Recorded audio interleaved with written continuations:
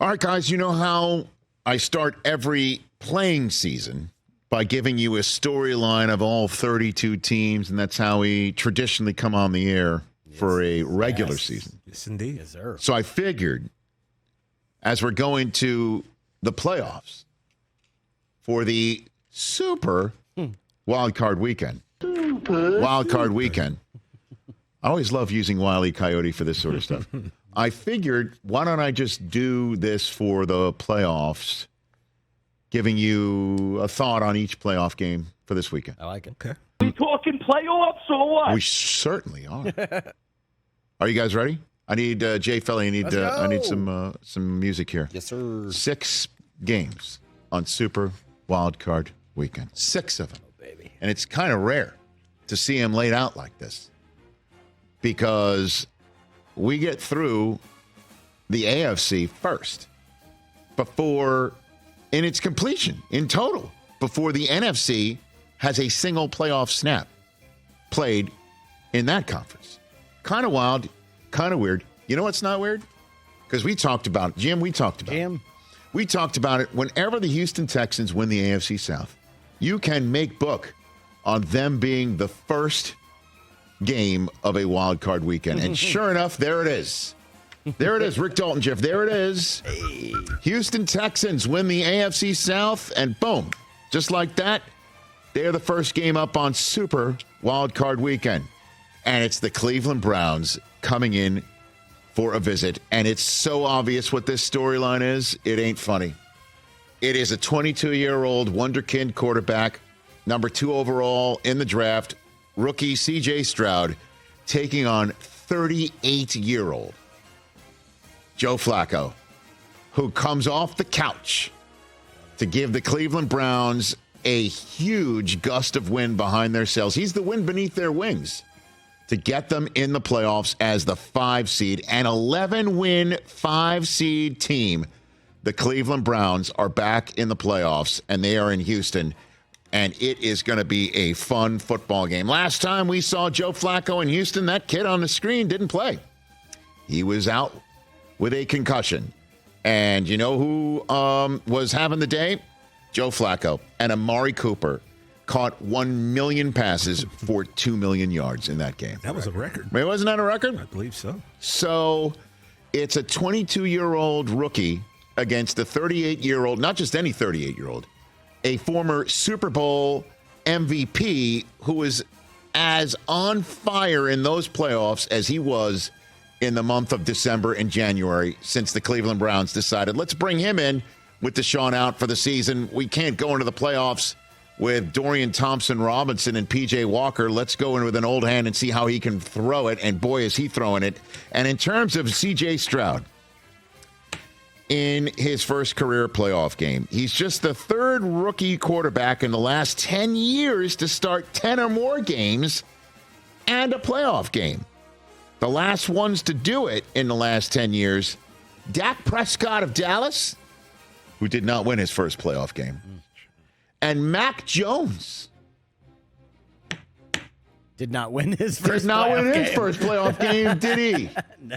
And C.J. Stroud is trying to join Brock Purdy as the last rookie quarterbacks to win their first career playoff game, and it's rare for a rookie to do that. As a matter of fact, prior to Purdy, 6 rookie quarterbacks had started a playoff game and lost. The last one prior to Purdy to win a playoff game as a rookie was Danger Russ Wilson in Seattle. In the Super Bowl era, rookie quarterbacks have gone in their first career playoff games 8 and 14 combined. And one last little nugget here. The first rookie Buckeye quarterback to start a playoff game is named C.J. Stroud. As a matter of fact, the only other Ohio State quarterback to start a playoff game in the Super Bowl era is named Mike Tomczak, because we exclude Joe Burrow from this equation in these parts. That's the first Super Wild Card Weekend playoff game. And folks, the next one is going to be a cold one. Mm-hmm. It is freezing in Kansas City, Missouri. And that is not a figure of speech. It is supposed to be the coldest playoff game ever. when the Chiefs take the field against the Miami Dolphins on Saturday night. It is expected to be sub-zero temperatures at kickoff and then feels like minus 30 degrees. It is so cold. How cold is it? It is so cold. As soon as we went off the air on Friday, I got a text from Eric Stone Street, and this is what he texted me. My day has consisted of me out riding around on my UTV in different versions of layers and boots to see what combo is the warmest. Andy has taught me it's all about being prepared. He's ready. So he's doing a literal dress rehearsal. He is doing a dress rehearsal on a Friday for a Saturday night game. And the Kansas City Chiefs, it's kind of funny. Nuts. It's not funny. It's kind of wild that in a season of drops for them, as a matter of fact, we spoke about it on Friday's show. They had a number of drops this season that totaled 34. 22 by wide receivers, most in the National Football League in both respects. Their hands are so cold. How cold are they? It's going to be freezing for them even when it's 80 degrees out. And that's the circumstances under which the Chiefs take the field on Saturday night against the Dolphins. Defense that lost Jalen Phillips and then lost Bradley Chubb, that will not have Xavier Howard. I am concerned that the Dolphins' promising season will go down in, you can't say flames when it's minus 30 degrees out. I don't know how this Dolphins offense is going to operate in all this chilly weather. At least Tyreek Hill knows what it's like to operate in this stadium in freezing weather.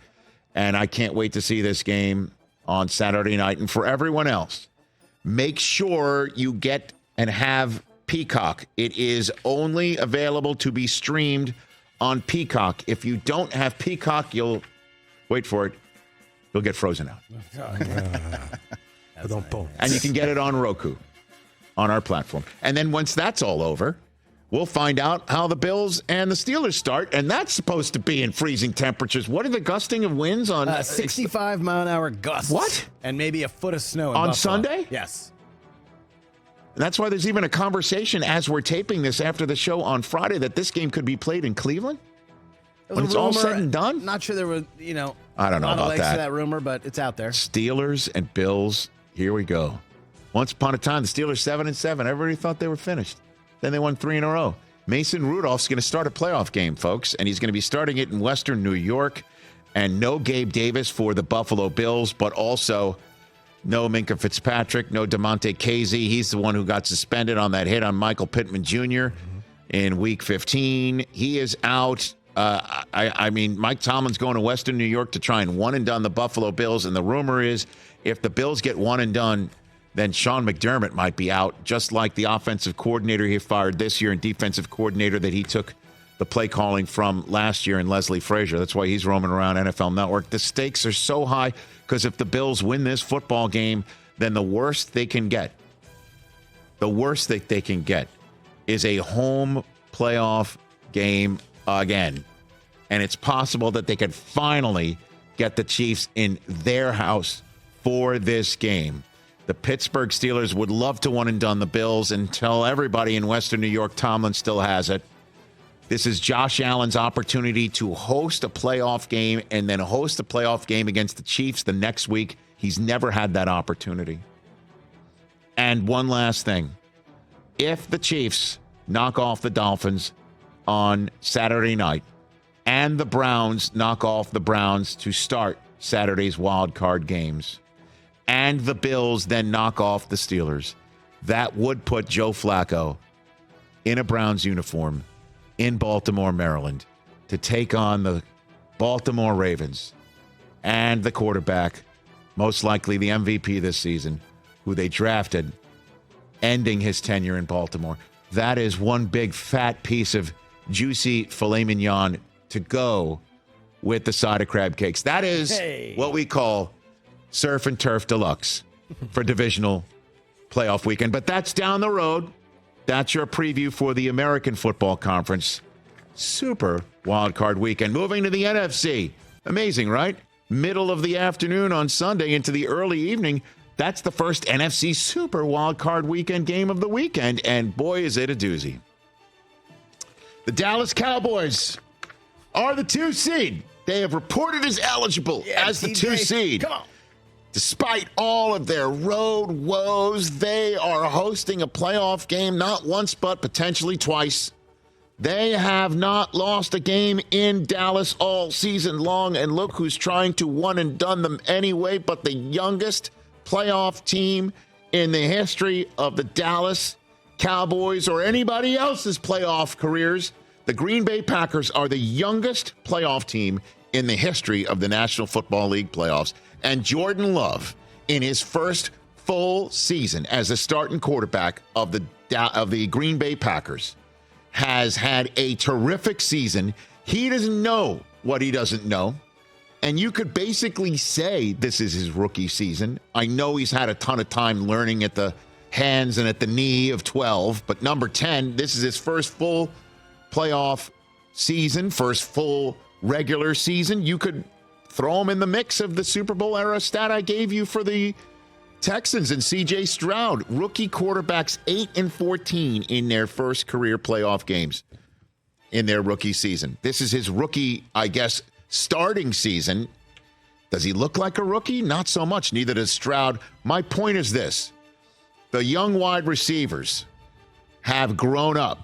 They are the wide receiving core that combined only cost $7 million a year on the cap. And they're taking on 88 and CeeDee Lamb to try and go point for point with them. The Dallas Cowboys would love to tell the Packers, not today, because the other way around is Mike McCarthy getting one and done by the Packers. That is a huge matchup, and I'll tell you what, coming off of the freezing game in Kansas City and the freezing game in Buffalo, Fox is going to bust out of the freezer all the Ice Bowl footage to let you know, and all the kids know who just only know about Cletus when they turn into these Fox broadcasts. These two teams go way back. Favre did not beat the Cowboys in the playoffs. Rodgers never lost to the Cowboys in the playoffs. Let's see what Jordan Love does in his first career playoff game against who else? The Cowboys and Mike McCarthy. Come on. And then after all that, you want to talk about history? You want to talk about going back like a car seat? How does Matthew Stafford in Detroit sound to you? I mean, unbelievable that the season began with the Lions taking care of the Chiefs on their banner-raising night. And last year, the Packers missed the playoffs in the final week of the season because they lost at home to the Lions, who got rid of Aaron Rodgers as the Packers quarterback and beaten them. And the Lions showed you that that wasn't an outlier by taking care of the Kansas City Chiefs to start the season and go on their NFC North winning campaign that we all expected them to finally get their first playoff game at home in 30 years, and they do. And who's walking in the door but Matthew Stafford, the Lion King himself? Holy cow. For a Rams team that shocked everybody at 10-7, we expected the Lions to win the NFC North, not the Rams to win 10 games with Puka Nacua and Kyron Williams keeping this offense afloat while Cooper Kupp recuperated from a hamstring injury over the first 4 to 8 weeks of this season. Aaron Donald's going after who else but the quarterback the Rams sent to Detroit to get Matthew Stafford and put one in the case in Los Angeles. It's Goff versus his old team. It's Stafford against his old team in Detroit. Lions fans are apparently freaking out over anybody showing up in a Stafford Lions jersey. This is why the game's on NBC on Sunday night. I can't wait for it. And then the final game of Super Wildcard Weekend on Monday Night Football. To say the Philadelphia Eagles have stumbled into the playoffs is an affront to anybody who stumbles. Honestly, I mentioned this at the end of Friday's show as well. The Philadelphia Eagles, just the sixth team to enter the playoffs, having lost 5 of its last 6 games. None of the previous 5 made it past the division round, and that includes the 86 Jets, who are the last and only other team to start 10-1 in a season and fail to win the division. The Eagles finished with just a 5-point differential, +5. That's the 5th worst by an 11-win team all time. And this is after they finished Week 12 with a +64-point difference. They were 7th in the NFL after Week 12. Since Week 13, their point differential is 54. That's the fourth worst in the National Football League. The only ones with a worst point differential since Week 13. My God. Washington, the Chargers, and Carolina. And the Chargers lost by a gajillion points in Vegas alone to get Brandon Staley out the door in Los Angeles. Since Week 13, the Eagles' defense has allowed 30.3 points per game. The only worst such mark was Washington, and they're second overall on the clock. That's how bad the Eagles have been. Will they be able to flip the switch? And if they don't, is that the end of Jason Kelce's career in Philadelphia? A.J. Brown on Friday removed himself from social media, erased all of his accounts like there's nothing, like he's Kaiser Soze. Poof, he is gone. What is happening in Philadelphia is a total, complete disintegration. Can they flip the switch in Tampa? Because there's somebody who's keeping his hands right there on the light switch for himself, and his name is Baker freaking Mayfield. They did not light the lamp themselves. They were not a house on fire against the Saints in their final home game of the season when they could have wrapped up the NFC South in Week 17. They barely scored a point. They go to Carolina. They couldn't put too many points on the board there either, but they put up enough in order to get this game to happen for them in their house on Monday Night Football. Is this, if they lose this game, Mike Evans' last game of a legendary run in Tampa? Last year, it was Tom Brady starting this game. They lost to Dallas. This time around, it's Baker Mayfield. They have the NFC East runner-up in their house. Again, this time, it's a stumbling Philadelphia team. Can they get it done and move on? And that's what's at stake for Super Wild Card Weekend. Stupid. Wild Card Weekend. And scene, everybody. Yes. Whew. Yes. I don't know if I left anything on the table. You ready? It's go time. Let's go. It's go time. Real quick. Who are you picking? I'll tell you. Go. I'll tell you who I'm taking on game day morning. Do it. Right Browns, Chiefs, Bills, Cowboys, Rams, and then I'll take the Bucks. I agree with you, except for I'm going to take the Lions. Whose house? Rams house. You think Stafford's going to go there and lose? I just can't see it. I think it's more of the Lions winning. I got it. Very well. Yeah. We will see what happens. TJ, you want to give your 2 cents? I got the Cowboys, the Rams. No. Go in order. Browns, Okay. Texans. Who do you got? Browns. Okay. Who do you got? Chiefs, Dolphins. I'm going to have to go with the Chiefs. Okay. Who do you got in Bills, Steelers? I'm going to predict an upset. Oh, that was a nice little high I'm register. going to go with the Stees. Okay. Pulling an upset. Wow. Okay. I mean, That pained you to say Mike that, too. Hoskins is keeping you on not really. camera still. No, that he just took you off. All right. The NFC games get the Cowboys. Rams, Lions. You know what? I'm going to go with the Rams. Okay. The So you're a upset. lone wolf in the Lions here. Wow. Ow. And then Bucks, Eagles. I'm going to go with the Eagles. Okay. Thanks for taking in this little Eisen extra in a way. And we'll see everybody on Monday. Catch the Rich Eisen Show every single day on the Roku channel, 12 to 3 Eastern for free.